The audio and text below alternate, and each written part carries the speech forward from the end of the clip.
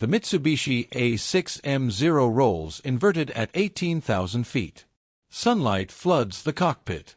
The Japanese pilot's hand shoots up to shield his eyes, a reflex, instinctive, useless. For 3 entire seconds, he is flying blind. His pupils constrict violently. The horizon vanishes. The American Hellcat he was pursuing becomes a ghost. When his vision returns, it's too late. The Hellcat is gone. Not behind him. Not below. Above. Somehow, impossibly, the American has reversed their positions. The Zero pilot cranes his neck, squinting into the glare, trying to understand what just happened. Then he sees it. A dark shape materializing from the sun's corona. Growing. Fast. 6.50 caliber machine guns open fire. The tracers look like white-hot needles stitching through the sky. The Zero shudders. Metal tears. The canopy spiderwebs with cracks. The pilot doesn't have time to be afraid. This wasn't luck. This wasn't chance.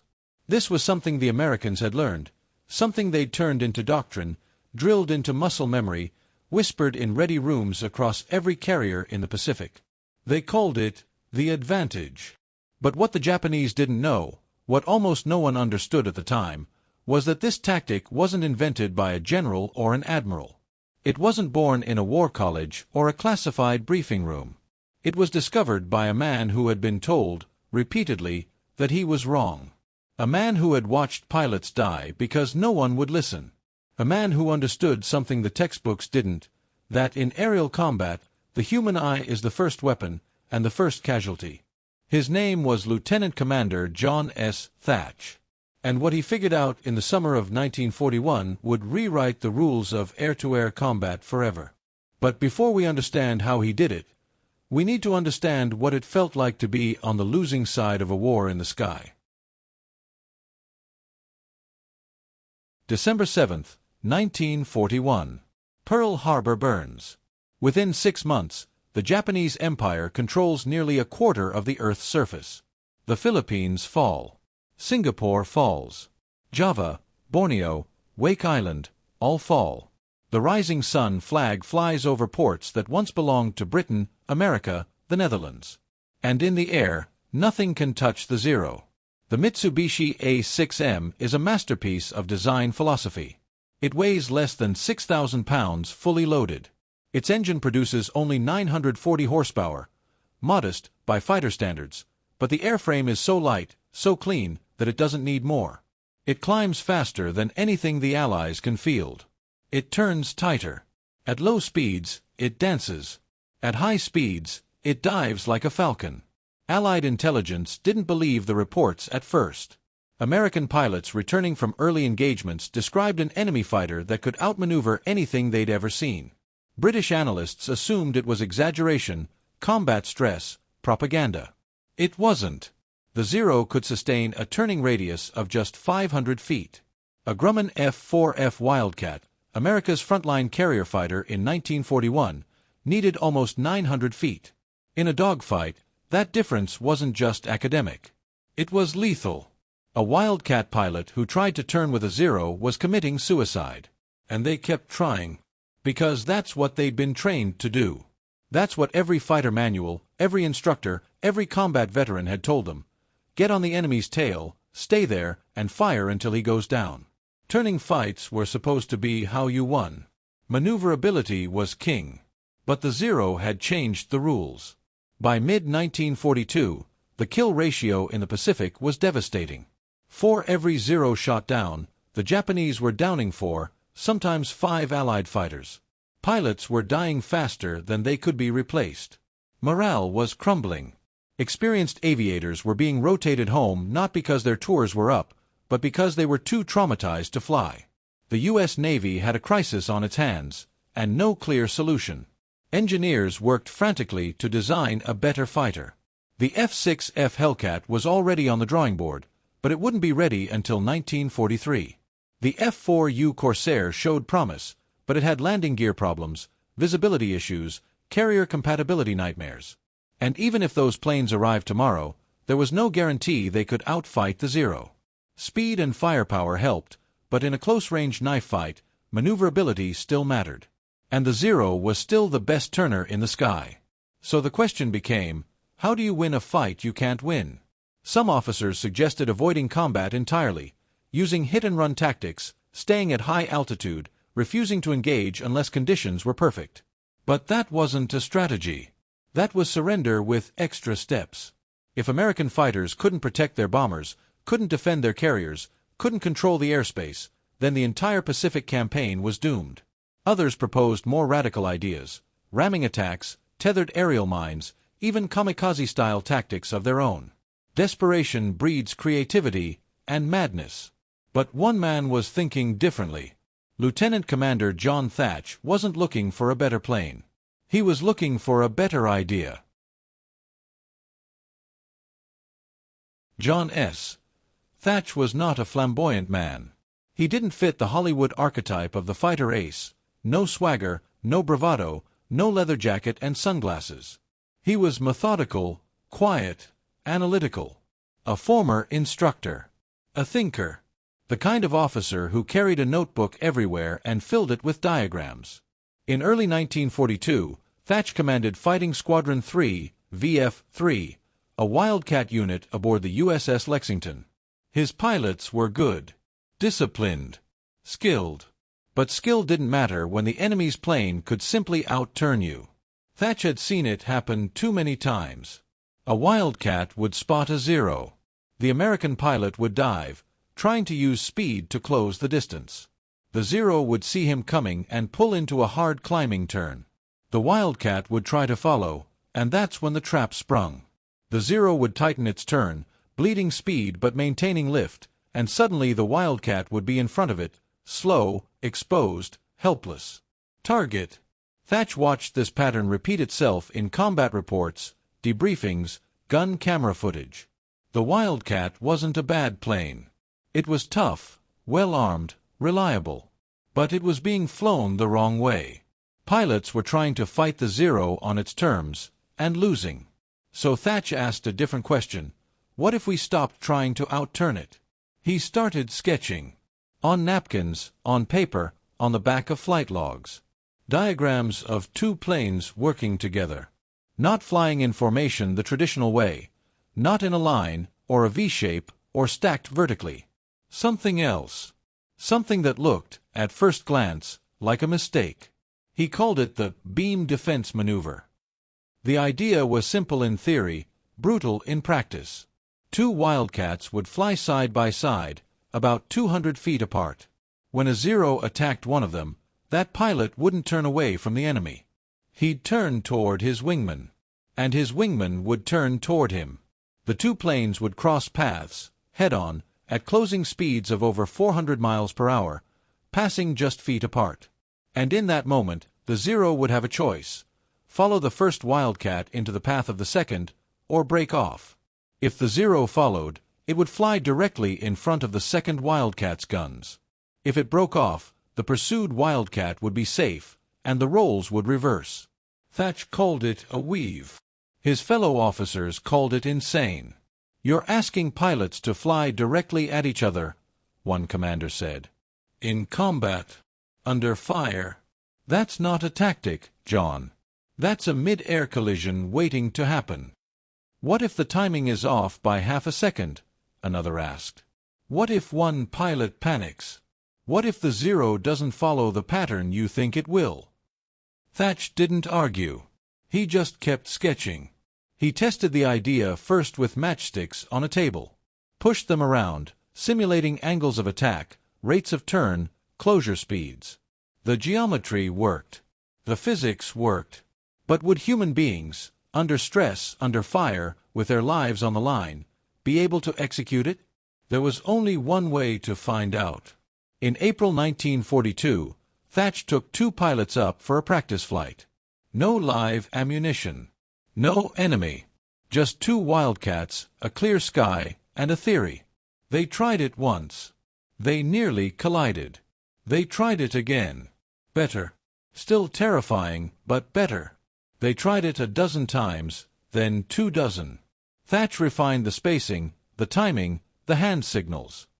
He had them practice until it became instinct, until the weave felt less like a maneuver and more like breathing. And then, on May 7, 1942, at the Battle of the Coral Sea, they used it for real. The Lexington was under attack. Japanese dive bombers had already hit her twice.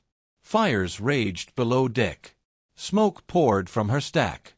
Damage control teams were fighting to save her, but the real threat wasn't the fires. It was the Zeros. Thach's flight of 6 Wildcats launched from the damaged deck with orders to intercept. They climbed through the smoke, eyes scanning the horizon for the enemy. They didn't have to wait long. A formation of 9 Zeros came in fast, aggressive, confident. They'd done this before. They knew how the Americans fought. They knew the Wildcats couldn't turn with them. They knew this would be quick. Thach's voice crackled over the radio. "Weave on my mark." His wingman, Ensign Robert Dibb, acknowledged. They'd practiced this. They'd drilled it. But this wasn't practice. The lead Zero locked onto Thach. Closed the distance. Opened fire. Thach didn't pull up. Didn't break left or right. He turned toward Dibb. Dibb turned toward Thach. The 2 Wildcats hurtled at each other, nose to nose, guns silent. The Zero pilot saw what was happening too late. He pulled his stick hard, trying to follow Thach through the turn, but now he was flying directly across Dibb's gun sight. Dibb fired. The Zero's engine cowling erupted in a spray of oil and flame. The plane rolled inverted, trailing black smoke, and fell out of the sky. The other Zeros hesitated. Thach and Dibb reset. Side by side. Waiting. Another Zero dove. Thach weaved. Dibb fired.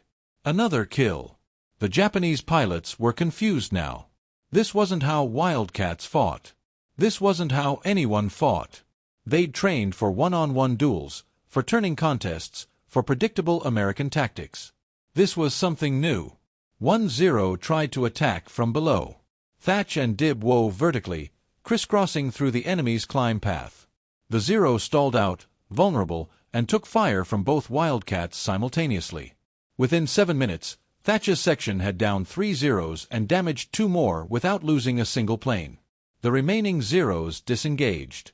Not because they were outnumbered, not because they were outgunned, but because they didn't understand what they were fighting. When Thach landed back on the Lexington, the deck crew stared at him. Word had already spread. The impossible had happened. Wildcats had beaten Zeros in a turning fight. But Thach didn't celebrate. He climbed down from his cockpit, his flight suit soaked with sweat, and walked straight to the ready room. He sat down at a table, pulled out his notebook, and started writing. Not a report. Not a recommendation. A manual. He wrote for hours. Diagrams. Procedures. Radio calls. Spacing guidelines. He broke the weave down into steps so simple, so repeatable, that any pilot, even a green replacement fresh from flight school, could learn it. He titled it, Beam Defense Tactics. Within a week, it was circulating through every carrier air group in the Pacific. Within a month, it was being taught at training bases in California, Florida, Texas. Within 6 months, it was doctrine. The Thach Weave had gone from napkin sketch to official U.S. Navy combat tactic. But the story doesn't end there. Because what Thach had really discovered wasn't just a maneuver. It was a principle, one that would reshape air combat for the next 80 years. He had figured out that the key to winning a dogfight wasn't the plane. It was geometry, timing, and the sun. Let's talk about the sun. In aerial combat, the sun is not a neutral element. It's a weapon. And for most of history, pilots understood this instinctively. Attack from the direction of the sun, and your enemy won't see you coming. But Thach took it further. He realized that in the Pacific, where fights often happened in mid-morning or mid-afternoon, the sun wasn't just useful for surprise attacks. It could be used defensively, continuously, tactically. Here's why. The human eye takes time to adjust to brightness. When you look at the sun, even for a split second, your pupils constrict. Your retinas flood with light. And for the next 2 to 5 seconds, you can't see details. Shapes blur. Contrast vanishes. You're functionally blind. In a dogfight, 2 seconds is forever. Thach began incorporating sun positioning into the weave. He taught his pilots to always keep the sun at their back when resetting after a cross. If a Zero tried to follow through the weave, it would have to pull up into the sun to track its target. That meant the Zero pilot would be staring directly into blinding light while the Wildcat pilot, flying away from the sun, could see perfectly. The geometry was elegant. Deadly. It turned the Wildcat's lack of maneuverability into an advantage. The plane didn't need to outturn the Zero. It just needed to force the Zero into a position where turning was useless, where the pilot couldn't see what he was shooting at. And it worked. At the Battle of Midway, June 1942, Thach's tactics were used en masse for the first time. American fighters flew in pairs, weaving aggressively, using the sun as both shield and sword.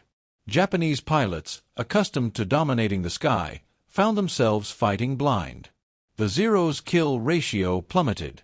By the end of 1942, the numbers had reversed. Wildcats were downing Zeros at a 2-to-1 ratio. By 1943, with the arrival of the Hellcat, a faster, tougher plane that incorporated Thach's sunfighting principles into its very design, the ratio became 5-to-1 in favor of the Americans. But here's the thing, the Hellcat wasn't just better because it was faster or more heavily armed. It was better because American pilots knew how to use the sun. They'd been trained in it, drilled in it. It was part of the curriculum now. Attack from above. Attack from the sun. Never let the enemy see you until it's too late. This wasn't just tactics. It was psychology. It was biology. It was understanding that human vision, not radar, not instruments, but the fragile, limited human eye, was the ultimate targeting system. And Thach had figured out how to exploit its weaknesses. Fighter training schools added new modules. Pilots were taught to recognize sun angles throughout the day. They practiced boom and zoom attacks, diving out of the sun, firing, then climbing back into it before the enemy could react. They learned to check their 6 o'clock not by turning their heads, but by rolling inverted and looking up through the canopy, because that way they'd never have to look toward the sun. The Japanese tried to adapt. They painted their canopies with tinted panels. They issued amber-lensed goggles. Some pilots even began refusing to engage if the sun was in the wrong position. But by then, it was too late. The Americans owned the sky. October 1944. The Battle of Leyte Gulf. The largest naval battle in history. Over 200,000 men. Nearly 300 ships. And in the skies above them, a swarm of aircraft, American Hellcats, Corsairs, and Avengers facing off against the last remnants of Japan's carrier air power.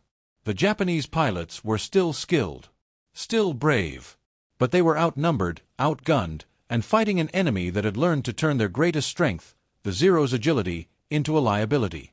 American pilots flew in pairs. Always. They communicated constantly. They used the sun. They used altitude. They refused to fight on Japanese terms. And they won. In 3 days of combat, American carrier aircraft shot down over 600 Japanese planes. The Japanese lost 4 carriers, 3 battleships, and nearly every experienced pilot they had left. It wasn't just a victory. It was annihilation. And at the heart of it, written into every tactical manual, every radio call, every training syllabus, was the doctrine John Thach had sketched on a napkin in 1942. Thach himself continued to fly combat missions throughout 1943. He was promoted, given command of a carrier air group. Eventually, he became an admiral. But he never stopped refining his tactics. Never stopped teaching. Other pilots built on his work. The Thach Weave evolved into more complex formations, the fluid 4, the finger 4, the loose deuce. These formations all shared the same DNA, mutual support, geometry, and sun positioning. By the end of World War II, the United States had trained over 60,000 naval aviators. Every single one of them learned the weave. Every single one of them learned to fight with the sun. And they passed it on. Korea, Vietnam, the Cold War. Desert Storm. The doctrine evolved, but the principle remained. Modern fighter pilots still learn it. F-16s, F-22s, F-35s. The technology is unrecognizable compared to a Wildcat or a Zero, but the tactics are the same. Attack from above. Attack from the sun. Make the enemy look into the light. Because no matter how advanced your aircraft is, no matter how sophisticated your radar, no matter how powerful your missiles, you're still just a human being sitting in a cockpit. And your eyes can still be blinded by the sun. John Thach retired from the Navy in 1967 as a full admiral. He had served for 36 years. He had commanded carrier strike groups, taught generations of pilots, helped shape the entire philosophy of U.S. naval aviation. But when people asked him what he was most proud of, he didn't talk about his promotions or his medals. He talked about the napkin. The sketch he made in 1942, sitting in a ready room on a damaged carrier, trying to figure out how to keep his pilots alive. That sketch saved thousands of lives. It changed the outcome of the Pacific War. It established principles that are still taught today in every fighter weapons school in the world. And it all came from one simple insight: the fight isn't won by the plane. It's won by the pilot who understands the light. Today, if you visit the National Naval Aviation Museum in Pensacola, Florida, you'll find a small exhibit dedicated to John Thach. There's a photograph of him, serious, unsmiling, a man who understood the weight of what he'd done. There's a replica of his notebook, open to the page where he first drew the weave. And there's a quote, stenciled on the wall in bold letters. In combat, you don't need to be the fastest. You don't need to be the strongest. You just need to see your enemy before he sees you. Fighter pilots still live by that rule. Because the sun hasn't changed. And neither has the human eye. There's a moment in every dogfight, a split second, where everything hangs in balance. One pilot sees. One pilot doesn't. One pilot understands the geometry. One pilot is still flying by instinct. One pilot has the sun at his back. One pilot is staring into the light, squinting, blind, hoping. That's the moment John Thach understood. That's the moment he weaponized. Not with technology. Not with brute force. But with observation. With patience. With the willingness to ask a question no one else was asking. What if we're fighting this wrong? The Thach Weave wasn't just a tactic. It was a philosophy. It was a reminder that the most powerful weapon in war isn't the machine. It's the mind that uses it. It's the pilot who looks at a problem everyone says is unsolvable and says, what if we try something different? It's the engineer who looks at a failure everyone else accepts and says, what if we look closer?